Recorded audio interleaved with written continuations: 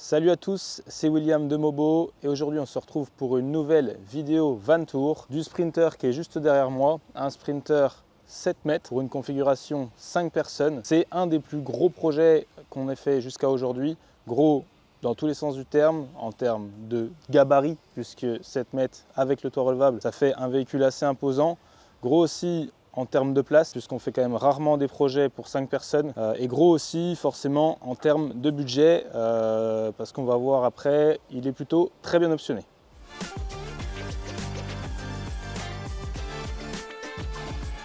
On va commencer ensemble par faire un tour du véhicule à l'extérieur. Je vais vous présenter un peu tous les accessoires extérieurs de la gamme armure qu'on a mis dessus. Ensuite, on passera à l'intérieur. Allez, suivez-moi. Donc à l'avant, on va retrouver le pare-buffle armure avec les feux de calandre et le support calandre avec les feux Siberia Strens X7, donc en 7 pouces pour la calandre. On a également les feux de capot juste ici de chaque côté qui vont venir éclairer un petit peu en plus sur le latéral pour avoir vraiment un périmètre éclairé à 180 degrés. En dessous, devant, on va avoir la protection moteur. En blindage, on va également avoir la protection du différentiel arrière. Ensuite, on continue avec, pareil de chaque côté, les protèges clignotants pour le Sprinter 4x4 pour protéger les rappels de clignotants qui se situent ici sur les Sprinter 4x4. Petit accessoire qu'on vend très bien et très pratique. Pendant que j'y suis, on a aussi une modification sur les roues et les pneus avec des roues Black Rhino, donc ça c'est la gamme Arsenal, et les pneus BF Goodrich en montage 245-75-16. Petit rappel, des pneus, c'est une montre qui est non homologuée, donc qui est vraiment spécialement pour le off-road. Donc voilà, ceux qui veulent rester avec des montres homologuées, ça ne marchera pas avec ce type de montre. À l'arrière, on va retrouver de chaque côté les rangements bas de caisse. Donc ceux-là, c'est les rangements bas de caisse spécialement pour le 7 mètres, qui sont plus longs du coup avec 2 trappes. Sur les portes arrière, donc sur la porte côté conducteur, on va avoir du coup le porte-roues de secours avec l'échelle pour pouvoir monter sur la petite galerie qu'on a fait au-dessus. On va retrouver également de la marque OneUp, un support vélo avec un système rack attach qui permet de pouvoir basculer le rack vélo pour pouvoir ouvrir les portes à l'arrière. Donc voilà, système américain qui demande une modification au niveau de l'attelage, puisque du coup il faut mettre un carré américain. Côté porte passager, on va retrouver l'accroche-tout passager avec dessus le coffre aventure. Donc coffre pratique pour pouvoir ranger un peu tout ce que vous avez besoin, qui ne craint pas trop l'extérieur, tout ce qui va être encombrant, les rallonges, les tuyaux de remplissage, etc. Toujours pareil du coup, du même principe que l'autre côté ici, on a le rangement bas de caisse. Petite précision, dans les rangements bas de caisse, sur nos véhicules, très souvent maintenant on fait un réseau d'air avec un compresseur qui est dans le capot. On fait un réseau d'air sous le véhicule et on vient sortir des sorties d'air en latéral, donc dans les rangements bas de caisse de chaque côté du véhicule, ce qui permet du coup de pouvoir facilement faire sa pression, dégonfler et regonfler ses pneus en latéral. Donc plutôt pratique en off-road. Au niveau du toit, donc là on va avoir une petite galerie à l'arrière en fait, donc parce qu'on a un toit relevable sur cette configuration, donc il reste à peu près 1 mètre à l'arrière après le toit relevable. Donc on a fait une petite galerie sur mesure avec des plateformes. Il y a un lanterneau pareil, donc les plateformes, on vous mettra des plans au drone pour vous montrer un peu à quoi ça ressemble. Les plateformes entourent vraiment bien le lanterneau, ça fait quelque chose de très bien intégré. On a à l'arrière du coup des feux Strens aussi, qui vont servir en feu de recul pour pouvoir avoir un peu plus de lumière quand vous reculez. Sur la petite galerie, on a également installé une Starlink, donc pour permettre aux clients de pouvoir capter en 5G à peu près partout. Et donc après, en position avant, on a le toit relevable avec également une galerie spécialement conçue pour le toit relevable SCA qu'on fabrique, avec dessus un panneau solaire 500 watts, donc un gros panneau solaire. Donc là il y a un changement de vérin qui se fait au niveau du toit relevable pour pouvoir soulever le toit avec la galerie et le panneau solaire dessus.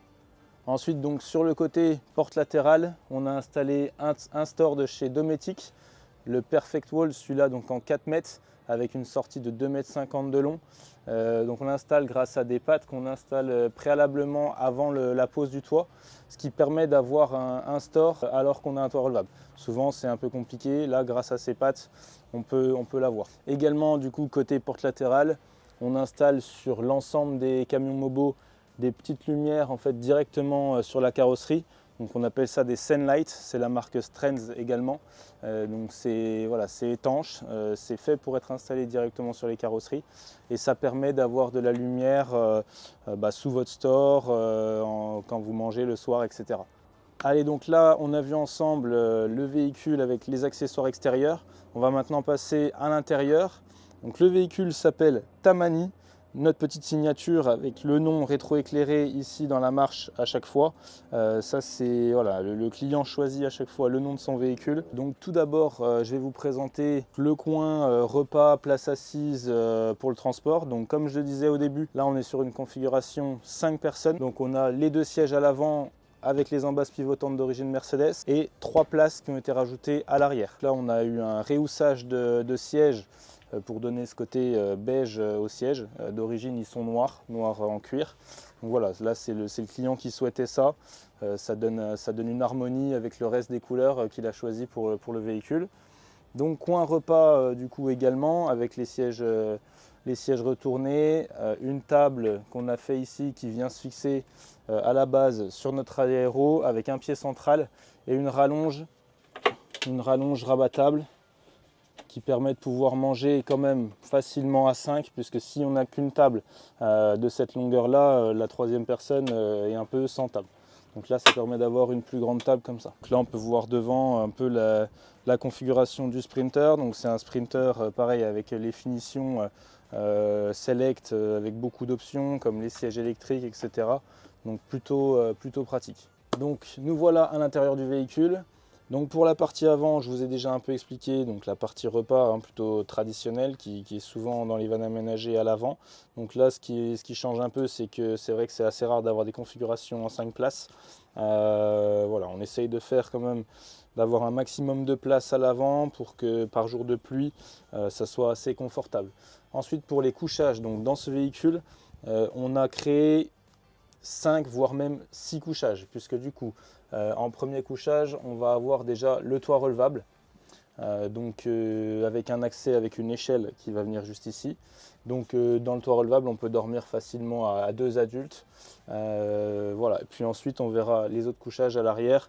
On a un autre couchage parental à l'arrière, plus un couchage on va dire pour un enfant voire 2 enfants si c'est des enfants en bas âge. Ensuite, on continue donc avec l'avant, donc le poste de pilotage avec au-dessus notre capucine et le rideau isolant qu'on met à chaque fois qui vient fermer la partie conduite et la partie aménagement. Donc très pratique le soir quand vous fermez. Non seulement ça va isoler de la fraîcheur qui peut rentrer par le pare-brise et en plus ça va voilà, donner cet aspect un peu cocon à l'intérieur du véhicule et puis surtout avoir le noir complet quand vous dormez. Donc on retrouve aussi ces rideaux sur quasiment la totalité des fenêtres. Donc là dans la fenêtre côté conducteur, pareil on en a une qui s'aimante dans la fenêtre de la porte latérale. Donc voilà. Ensuite devant on va retrouver des meubles hauts avec du rangement. Voilà. Ici on va retrouver tout ce qui va être écran de contrôle. Donc l'écran pour la partie énergie, donc avec Victron Énergie. Donc dans ce véhicule, on a 600 ampères lithium de batterie, avec du coup, comme je disais tout à l'heure, un panneau solaire de 500 watts, un système de recharge également avec l'alternateur qui permet de recharger dans ce véhicule à 100 ampères heure quand vous roulez. Donc c'est énorme. On met également du coup une prise extérieure pour pouvoir se brancher. Mais voilà, les véhicules qu'on fait en général sont 100% autonomes. Il n'y a pas besoin de les brancher. À la limite, la prise va servir en hivernage à maintenir le véhicule voilà, avec les batteries pour pas qu'elles se vident totalement. Ensuite, on a également les commandes pour le chauffage et la petite télécommande pour le MaxFan qu'on a installé à l'arrière. Juste après, au-dessus du meuble cuisine, on a installé un micro-ondes de chez Dometic. Donc micro-ondes spécialement conçu pour les vannes aménagées. Sur le meuble cuisine justement, donc on a un meuble cuisine assez gros. C'était important quand même de garder un meuble cuisine avec pas mal d'espace parce que du coup pour une famille de 5, il y en aura quand même besoin, avec un grand évier. Voilà, grand évier inox avec le mitigeur robinet rabattable. Comme ça on peut recouvrir ici l'évier avec la petite plaque bois. On va avoir tout ce qui est tiroir de rangement. Ici, on a quand même des grands tiroirs de rangement pour pouvoir mettre tout ce qui va être assiettes, gamelles de cuisson, etc. Voilà, on va avoir le frigo, qui est un grand frigo 115 litres. Pareil, pour une famille de 5, c'était quand même important d'avoir une capacité de frigo élevée. On a la plaque induction Dometic en 2 feux. Souvent, on la retrouve dans nos véhicules en 1 feu. On peut aussi l'avoir en version 2 feux, toujours pour la même raison. Pour 5 personnes, voilà, on a forcément besoin de plus de cuisson, etc. Ici, on a un tiroir très pratique qui va être pour tout ce qui va être bouteilles, d'eau, d'huile, etc. Et dessous, l'aérotherme pour le chauffage. De l'autre côté, on va retrouver la cabine de douche. Donc une cabine de douche fixe entièrement en aluminium, avec sur le côté ici des parois accroche-tout pour pouvoir ranger tout type de choses, accrocher tout type de sacoches molles, pendre avec un cintre des vêtements, des manteaux, etc. Des petits rangements accroche-tout aussi ici pour pouvoir mettre des livres, des ordinateurs. Un petit rangement qu'on retrouve aussi à l'arrière des 2 sièges avant en bas pour pouvoir mettre par exemple des chaussures. Donc la cabine de douche avec notre rideau aussi. Hop. Donc paroi souple pour fermer la cabine. Voilà, ça c'est vraiment le système de chez nous. Nous, on évite tout ce qui va être porte, qui est encombrant, qui va mal vieillir. Là, on a vraiment une paroi souple qui, une fois zippée, de toute façon, ne va pas venir se coller à votre corps. Ça sèche facilement, c'est des tissus qui sont faits pour. Donc voilà, et après, une fois roulée, une fois qu'on a fini sa douche et qu'elle est sèche, on peut la rouler. Le chauffage est souvent d'ailleurs aussi en face des cabines de douche, ce qui permet que la cabine sèche assez rapidement. De toute façon, c'est des cabines en aluminium qui sont thermolaquées, donc il n'y aura pas de risque de rouille. Mais on a aussi un peu une double utilisation des cabines de douche dans nos véhicules, puisqu'avec des systèmes de tendeurs, on peut venir faire sécher du linge dedans, d'où l'intérêt que le chauffage se trouve en face de la cabine de douche. Ensuite, sur la partie arrière du véhicule, donc on va avoir la partie couchage, la partie soute et encore beaucoup de rangements. Donc là, des rangements meubles hauts pour tout ce qui va être vêtements. Voilà. Pareil de l'autre côté, on a un meuble haut un peu réduit pour ce qui va être encore vêtements. L'avantage de ce meuble haut, c'est que du coup, on n'a pas 2 gros meubles hauts comme ça. Donc pour le lit au-dessus, ça permet d'optimiser un peu la largeur et pas se retrouver forcément juste sous cette hauteur-là. Donc c'est quelque chose qu'on fait assez souvent aussi quand on utilise ce genre de lit. Donc ensuite, la partie couchage à l'arrière.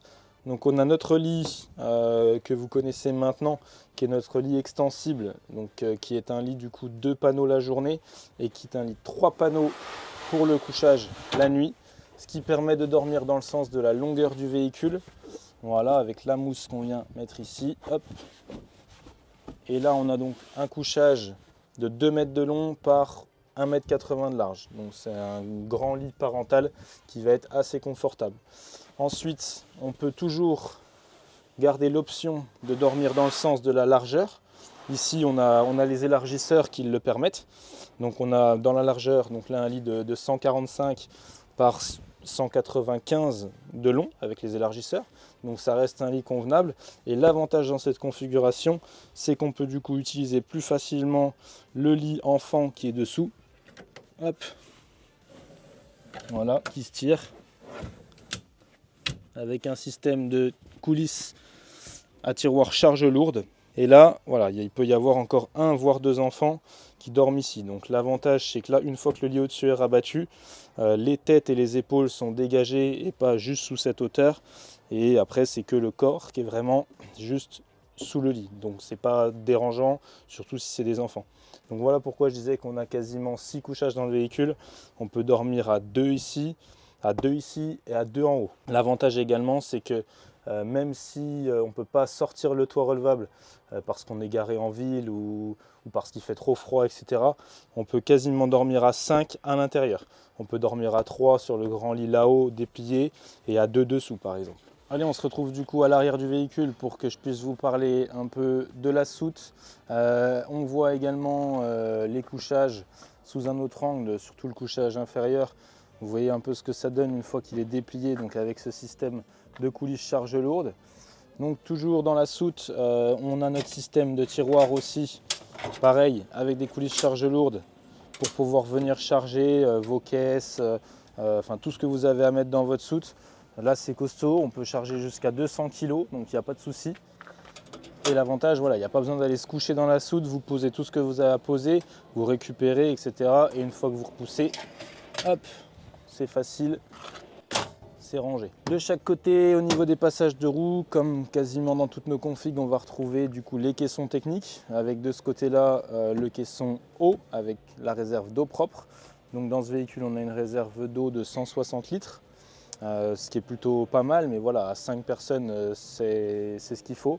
Avec le remplissage directement sur le caisson, tout ce qui est interrupteur, donc ça va être pour la pompe et les deux électrovannes pour vider le réservoir d'eau usée et l'électrovanne pour vider le réservoir d'eau propre, donc en l'occurrence que vous allez utiliser surtout en hivernage. Après ici vous avez un petit rangement avec une prise douchette pour la douche extérieure et un mitigeur pour pareil, donc la douche extérieure pour avoir l'eau chaude et l'eau froide. De ce côté, le caisson électrique avec les interrupteurs pour la lumière, donc la lumière de la soute, la lumière ici sur la porte arrière. Donc l'électricité, j'en ai parlé tout à l'heure. Donc là, on va avoir 600 ampères de batterie lithium avec tout ce qu'il faut aussi, le convertisseur, etc. Pour être 100% autonome et avoir le 230 volts à l'intérieur. Donc au-dessus, vu que c'est un 7 mètres, on a réussi à mettre un lanterneau, un max fan, en plus du toit relevable. Donc ça c'est vraiment bien parce que souvent dans les 6 mètres quand on a un toit relevable c'est compliqué d'avoir une aération haute. Là vu qu'on a le mètre en plus à la fin, on a pu du coup mettre ce lanterneau avec un occultant de chez Overnight dessus qui permet de le fermer la nuit pour être complètement dans le noir. Ensuite au niveau des portes arrière, on va retrouver nos accroche-tout avec nos systèmes de pions aéro pour pouvoir fixer ce que vous voulez, mettre des tendeurs, etc. Mettre des sacoches comme cela, donc là la trousse de secours, de l'autre côté une petite sacoche pour pouvoir mettre vos accessoires pour le remplissage, etc. Avec pareil les rideaux isolants pour les fenêtres arrière, tac, qui vont venir s'aimanter en bas quand vous les descendez. Voilà, vraiment l'idée, je vous dis, il y a des rideaux isolants sur toutes les fenêtres pour pouvoir être dans le noir complet, isoler le véhicule par temps chaud ou par temps froid. Et à l'arrière, je vous en ai parlé tout à l'heure, mais je vous montre comment ça s'articule. Donc on a le bras de chez OneUp avec une grosse grenouillère ici. Il y a une goupille à enlever ici et ensuite hop, la totalité du bras s'ouvre. Ce qui permet d'ouvrir vos portes assez facilement quand vous avez les vélos, voilà, sans tout avoir à descendre, etc. Donc ça c'est plutôt pas mal.